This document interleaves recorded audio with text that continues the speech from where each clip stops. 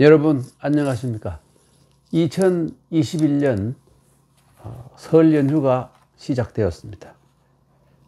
뒤숭숭한 세상에도 설은 어김없이 찾아왔습니다. 그런데 하필이면 그 대학 입시 정시 모집 합격자 발표가 있어서 불합격자와 가족들은 즐겁지 못한 설을 보내게 되었습니다. 추가 합격자 발표가 있다고 하니 우선 기다려볼 일이겠습니다. 오늘의 주제는 불합격, 즉 낙방입니다. 우리가 낙방이라고 하는 거예요. 낙방.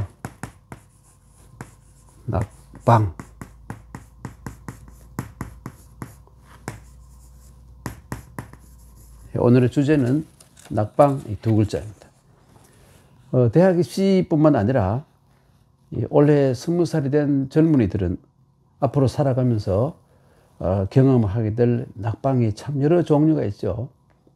요즘 많은 젊은이들이 지망하는 이 공무원 시험이라든지 혹은 뭐 각종 고시 그리고 취업 이런 등등 시험에서 낙방이 여러 번 있을 수 있을 것입니다.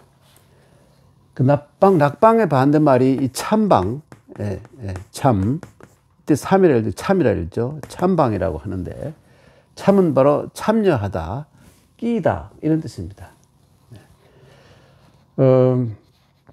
낙방이 불합격이면 참방은 합격인 셈이죠. 여러분은 우리나라의 아주 대표적인 위대한 사상가요, 학자이자 정치가인 세 분을 제가 무작위로 거론을 하면 퇴계이황, 율곡이이, 다산 정약용 이런 천재들이 낙방의 아픔을 겪은 적이 있다고 하면 믿으시겠습니까? 퇴계 선생은 좀 늦은 나이인 34살에 과거에 급제했습니다. 퇴계 선생 스스로 이런 말씀하셨어요. 제자들이 기록한 퇴계 선생의 말씀 가운데 이런 말이 있어요. 내가 나이 24살 때 3번이나 과거에서 떨어졌다. 실패했다. 하루는 고향집에 앉아 있는데 밖에서 웬 사람이 이서방 하고 부르는 소리가 나서 나를 부르는구나 싶어서 문을 열고 난 내다보았더니 그게 아니라 어떤 사람이 이 늙은 종을 찾고 있는 중이었어. 근데 늙은 종이 성이 이시고 종을 부를 때 이서방 이렇게 불렀던 모양입니다. 그래서 그것을 알고 난 뒤에 이 퇴계 선생은 내가 아직도 진사도 못 되고 이 생원도 못 돼서 어쨌든 시험에 합격한 적이 없기 때문에 내가 이런 욕을 보는구나 하는 이런 말씀을 하셨습니다. 물론 이 퇴계 선생이 과거에 연연하거나 급급해서 이런 말을 한 것이 아니라 사람의 마음의 어떤 동요 이런 것을 얘기하다가 하신 말씀이기 때문에 하여간 오해하실 필요 없습니다만은 하여간 이 기록에서 퇴계 선생도 낙방의 고배를 3잔이나 마신 적이 있다는 것을 알 수 있죠. 그리고 율곡 선생은 세상에서 구도장원, 이 도자는 9차례 이런 말입니다. 구도장원을 했다고 해서 널리 알려져 있죠.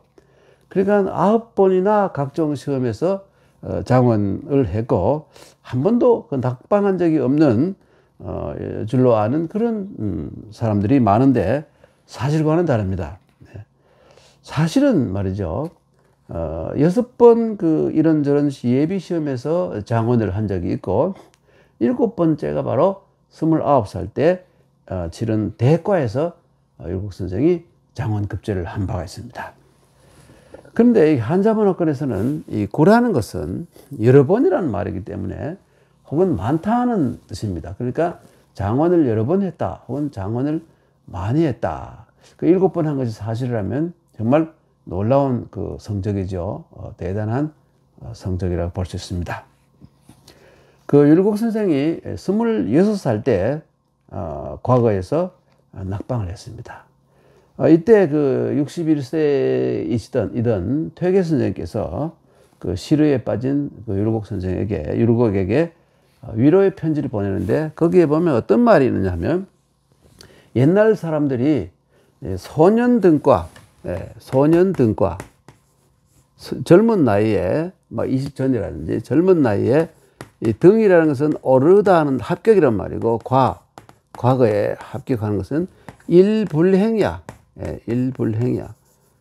이렇게 하는 말이 있었는데, 자네가 이번 시험에서 낙방한 것은 아마도 하늘이 자네를 크게 이루어 주려는 그러한 것이니, 그대는 낙방을 낭망하지 말고 더욱 힘써라, 공부에 힘써라 하는 이러한 이 내용이 적힌 위로의 편지를 보낸 적이 있습니다.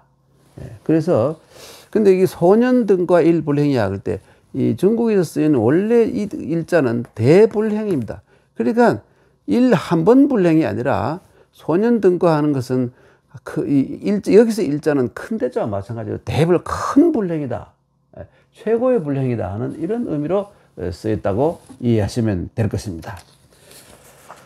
다산 정약용 선생은 또 어떠냐 하면, 과거에 그 소과 시험에서 낙방하자 역시 답답한 심정을 시로 남긴 적이 있는데, 시에 보면 저 넓은 살림에는 살 곳도 많아서 지혜로운 사람은 일찍이 찾아가는데, 자기도 지금 과거를 포기하고 이 생계를 위해서 저 넓은 살림에 가서 농사를 짓거나 혹은 다른 뭐 학생을 가르치거나 이렇게 하면 될 것 같은데, 살 수 있을 것 같은데, 그런데 이 생각만 간절할 뿐 가지 못하고, 생각만 간절하지만 가지 못하고 헛되이 남산 북쪽 기슭에서 지키고 있네.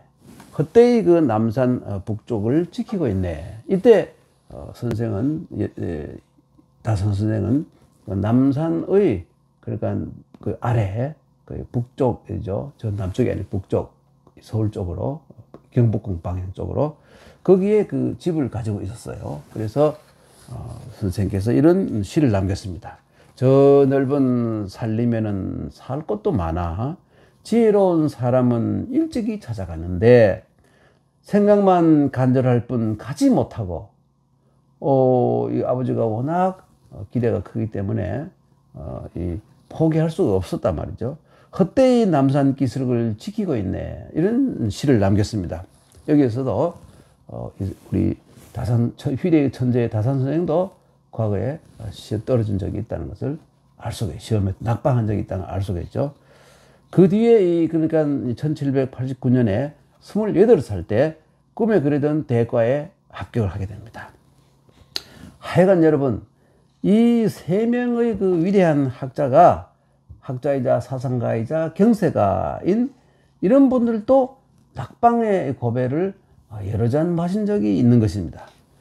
그러니까 여러분, 어떤 시험에서 낙방하거나 좌절하더라도, 떨어지더라도 좌절하지 말고 다시 이 힘을 내서 도전을 해서 마침내 합격의 영광을 누린 세 분과 마찬가지로 여러분들도 쉽게 포기하거나 낭망하지 말고 열심히 다시 또 힘을 내서 응시해야 될 것입니다. 그런데 여기서 이제 한자 공부를 좀 해야 되겠습니다.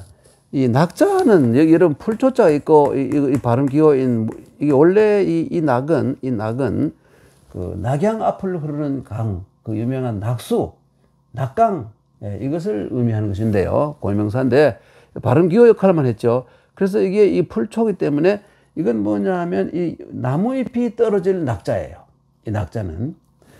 방자는 뭐냐 하면 나무목이 있고, 여기 이 방자는 발음 기호인데, 이 방자나 이 낙자는 다 여기서 발음 기호 역할을 합니다. 이건 여기서는 나무 조각, 그러니까 이 목편, 조각 편자죠. 목편이 바로 이 방자의 여기서의 의미입니다. 그러니까 이 나무 조각은 여기서 어떤 의미를 가지고 있냐면 이 의미가 확대되어서 이 뭔가를 공개적으로 알리기 위해서 붙이는 이 문서, 이런 뜻을 가지고 있습니다. 그래서 이 방을 붙였다. 과거에 방을 붙였다. 이 방을 붙인다는 걸 방방이라고 그래요. 방방일 그러면 과거를 붙이는 날입니다. 과거에 합격자 명단을 붙인 날이 방방일이에요. 크게 써붙여 놓죠. 1970년대만 해도 대학 합격자 발표를 학교에 가서 보면 큰 이 방에다가 종이에다가 번호를 쭉 혹은 이름을 쭉 써서 보고 가서 확인을 하고 이런 시절이 있었습니다. 그게 바로 방방일이죠. 합격자 발표 날이었습니다. 그러니까 근데 재밌는 건 뭐냐면 이 낙방이라는 것은 말이죠. 이 중국 것도 아니고 일본 것도 아니고 바로 우리나라 조선시대에 만든 바로 우리 한자어예요. 낙방이란 말이에요. 예. 그러니까 이 낙자를 보니까 생각나는데 요즘 사람들이 낙방에 이런 의미가 있는지를 모르고 그냥 대강 짐작을 해서 낙방 하잖아요. 그 낙자를 보니까 생각나는데 국무총리를 지내시고 지금 야당 그 대표를 하고 있는 바로 이낙연 총리, 이낙연 대표. 그 이름이 사실은 이렇게 쓰잖아요. 이 낙수 낙자에다가 연못연자인데 이렇게 쓰는데 사람들이 이게 낙수 난자를 전혀 글자를 모르니까 낙연폭포. 그 낙연폭포 할 때는 이저죠. 낙연폭포. 그리고 또 추풍낙엽 할 때 낙엽. 뭐 이런 이 사자성어를 떠올려 가지고 말이죠. 별로 좋지 않는, 그렇죠. 그 이름이 뭐 그래 뭐 이런 식으로 황당한 생각을 하는 사람들도 있다는 거예요. 정말 참 황당한 일이죠. 이렇게 글자 장난도 치는 사람도 있잖아요. 사실은 추풍낙엽이라든지 이 낙연폭포 이런 식으로. 네. 그리고 여러분 이 국회의장을 지내고 또 국무총리를 하고 계시는 이 정세균 총리는 정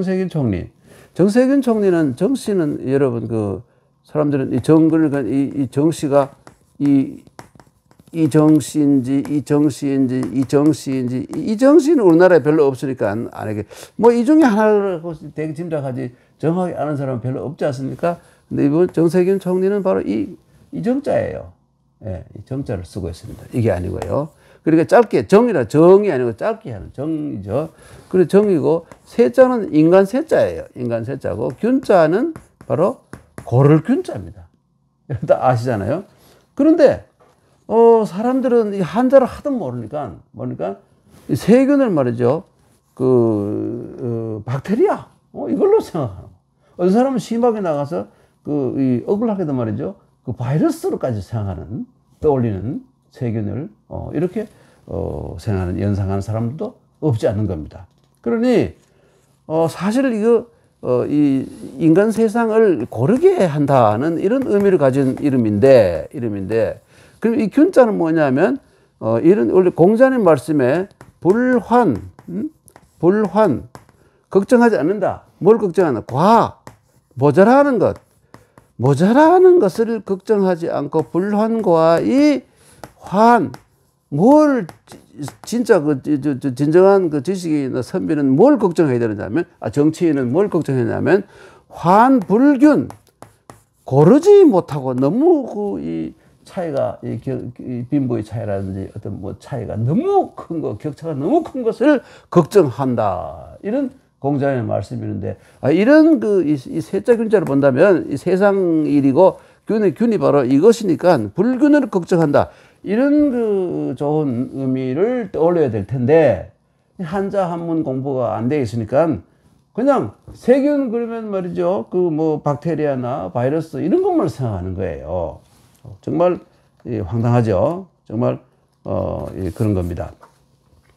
이게 다 알고 보면 이런 것은 전부 다 이런 현상은 한자 교육을 등한시했기 때문에 생긴 그 부작용인 것입니다. 예. 그래서 그 이낙연, 정세균 이 두 분이 국무총리를 지냈고 또 지금 재임 중인 분 한 분은 재임 중이고 이래서 드리는 말씀인데 한 20여 년 전에 말입니다.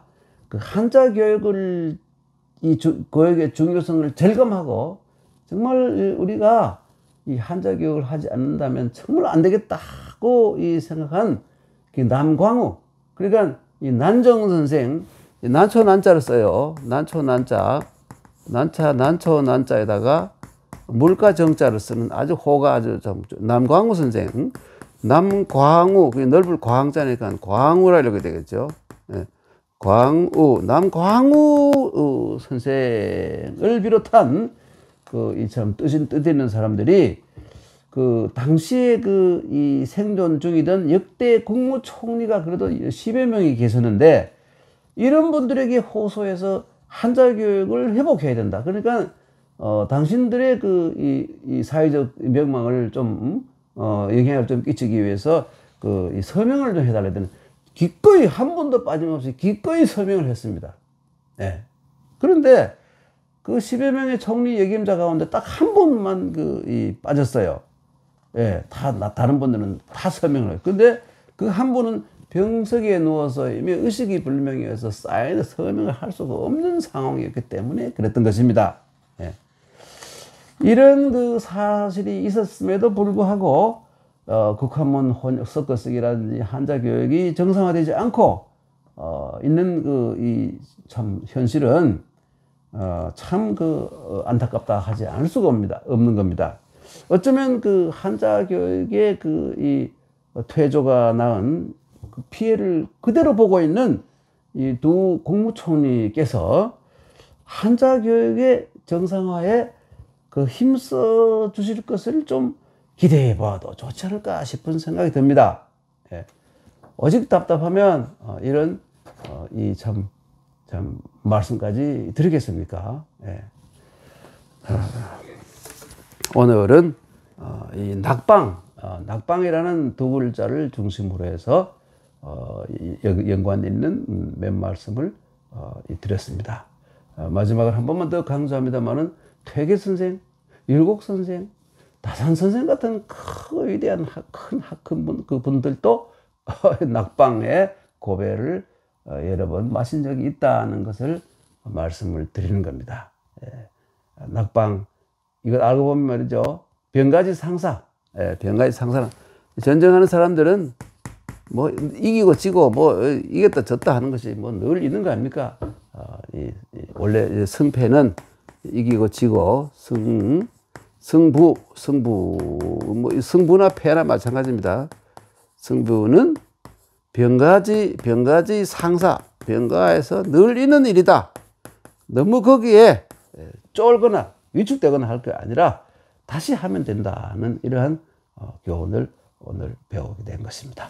감사합니다.